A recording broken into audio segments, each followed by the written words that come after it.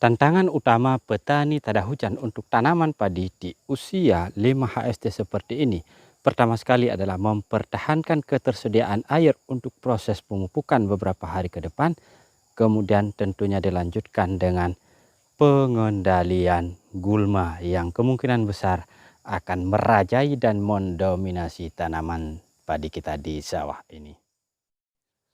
Hai, Mansur di sini dan Assalamualaikum warahmatullahi wabarakatuh. Hari ini tugas kita hanya melakukan pengecekan tanaman padi kita yang sudah berusia 5 hari setelah tanam. Nah, teman-teman sahabat tani, sekedar informasi awal, ini adalah perbedaan di usia 5 hari setelah tanam tanaman padi kita. Yang ini adalah jenis Inpago 13 yang kemarin dari benihnya kita review. Kemudian yang di sini adalah Inpari 32 biasa. Nah, teman-teman, ikuti video ini sampai selesai. Kita coba review perkembangan awalnya serta kita bahas apa saja tantangan-tantangan yang sudah wajib kami hadapi saat ini sebagai petani tada hujan. Ikuti sampai selesai. Dan baik teman-teman sahabat tani dimanapun berada, selamat beraktivitas. Semoga semuanya dimudahkan dan dilancarkan. Serta jangan lupa subscribe ke channel kami jika kehadiran kami bisa memberikan sedikit manfaat, dan abaikan jika kehadiran kami hanya buang-buang waktu saja. Baik, terima kasih. Dan teman-teman sambil jalan, mari kita cek tanaman padi kita untuk Inpago dan juga Inparinya. Dan biar lebih jelas, kita balik saja kamera kita.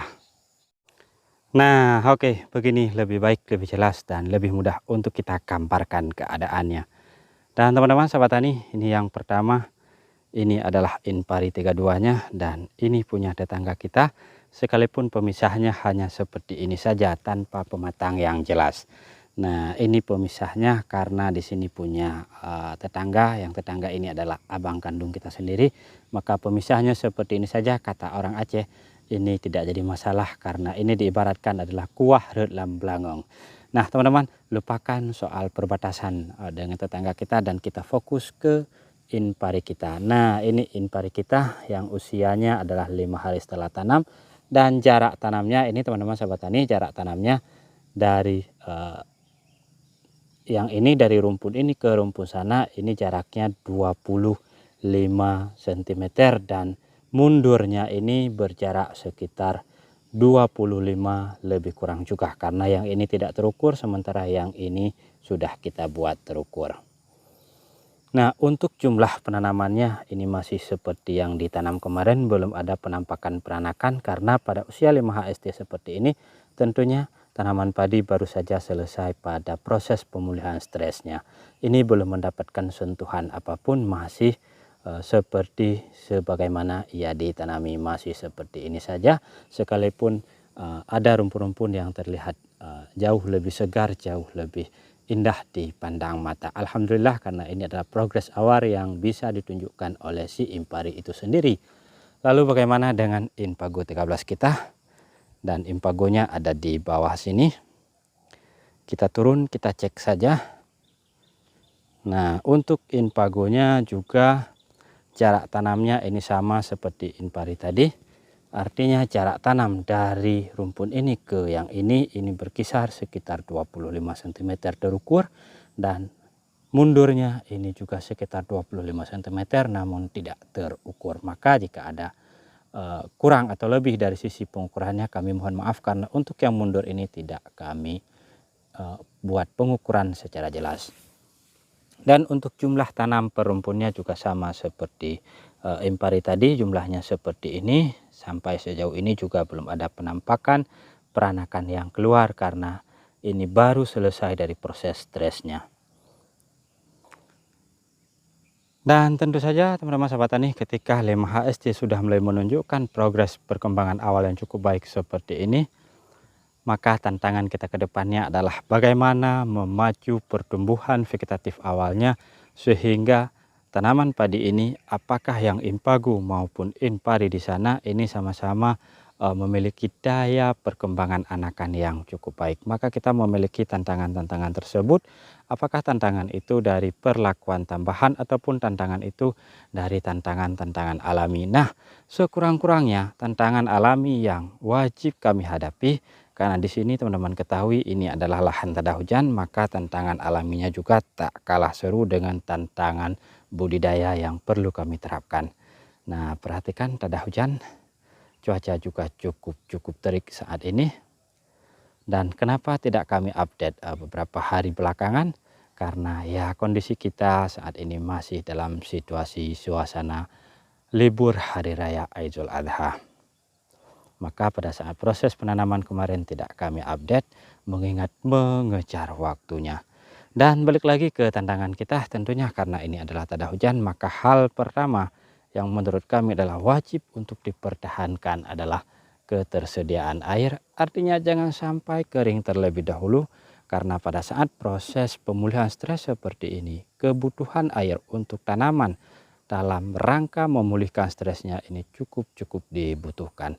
Apalagi nanti pada beberapa hari ke depan, katakan misalkan 3 hari ke depan, ini akan kita lakukan pemupukan pertamanya. Maka tentunya pada saat proses pemupukan pertama juga air menjadi sangat dibutuhkan. Lalu berbicara kebutuhan airnya, ini seberapa banyak air yang kita perlukan untuk tanaman padi yang masih seusia seperti ini?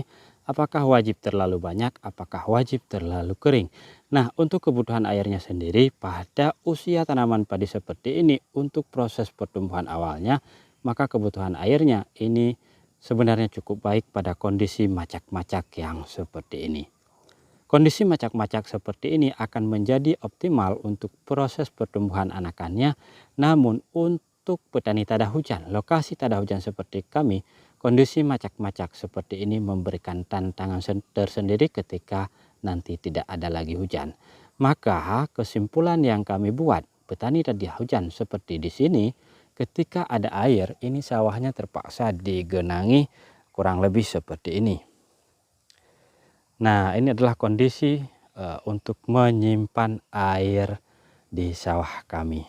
Sebenarnya kondisi air yang cukup banyak seperti ini sangat-sangat tidak bagus untuk proses peranakan tanaman padi kita. Namun apa boleh buat, karena tada hujan ketika ada air kami simpan banyak-banyak, dan nanti ketika tidak ada air, ini tanah-tanah ini akan menjadi kering keronta, retak, dan anakannya juga ikut terganggu. Ketika airnya seperti ini, maka anakan juga terganggu. Ya, apa boleh buat, nasib, dan kami pun kehabisan upaya untuk mendapatkan air tambahan selain air hujan. Nah, namun apapun itu jangan mengeluh, karena aktivitas tetap berjalan, usaha kita selalu akan dinilai oleh Yang Maha Kuasa. Ketika usaha kita sungguh-sungguh ikhlas, maka tentunya akan ada hasil yang diberikan setimpal, sekalipun mungkin ya jika kita menggunakan kalkulator bisnis, kita sedikit mengalami kemunduran dari proses budidaya yang seharusnya, namun tak jadi masalah. Nah, kemudian tantangan kedua teman-teman sahabat tani, ketika nanti air-air ini berkurang atau bahkan bisa dikatakan mengering, maka tentunya proses pertumbuhan gulma di sini akan menjadi cukup brutal sekali. Maka tak heran untuk sawah tada hujan ini kondisi serangan gulmanya cukup luar biasa sekali. Bermacam-macam jenis gulma bisa ada di sini, teki-tekian ada, lulangan ada, bahkan gulma-gulma yang sulit dibasmi pun ada di sini. Karena berbeda dengan sawah yang normal pada umumnya, karena sawah yang normal itu dia bisa mengatur airnya, katakan seperti ini. Ketika kondisi air yang seperti ini atau lebih sedikit dari yang ini, maka pertumbuhan gulmanya bisa sedikit kita tekan. Kemudian untuk proses penanganan gulma di sawah kami kali ini coba kita terapkan sedikit metode yang berbeda, karena kita ketahui bahwa beberapa musim belakangan kita selalu terfokus pada herbisida yang sudah menjadi andalan kita, namun belakangan sudah banyak mendapat keluhan, terutama dari sisi gulmanya tidak bisa mati secara optimal. Maka untuk tahun ini proses pengendalian gulmanya nanti akan coba kita terapkan menggunakan herbisida yang lain, karena gulma wajib diatasi demi menyongsong peranakan tanaman padi kita. Nah teman-teman, mungkin sampailah kita pada penghujung video. Dan mungkin kami harus pamit diri. Semoga kita bisa bertemu kembali di video kami selanjutnya. Dan sebelumnya teman-teman, penampakan kerusakan awal juga di tanaman padi. Ini adalah serangan daripada siput ataupun keong sawah. Nah perhatikan, cukup banyak juga. Wow, mungkin ini punya tetangga kita mungkin kemarin lupa dilakukan penyemprotan karena buru-buru atau tidak sempat melakukan penyemprotan karena proses penanamannya ini bertepatan dengan suasana libur hari raya, maka pelaksanaannya buru-buru, mungkin tidak sempat dilakukan penyemprotan. Ya seperti ini, nanti disulam saja selesai masalah. Nah teman-teman, demikian saja. Semoga kita dipertemukan kembali pada video kami selanjutnya. Salam hormat, salam takzim. Sekali lagi jangan lupa subscribe bagi Anda yang baru saja bergabung di channel kami. Baik, kami cabut diri. Assalamualaikum warahmatullahi wabarakatuh. Mansur selalu hadir untuk Anda.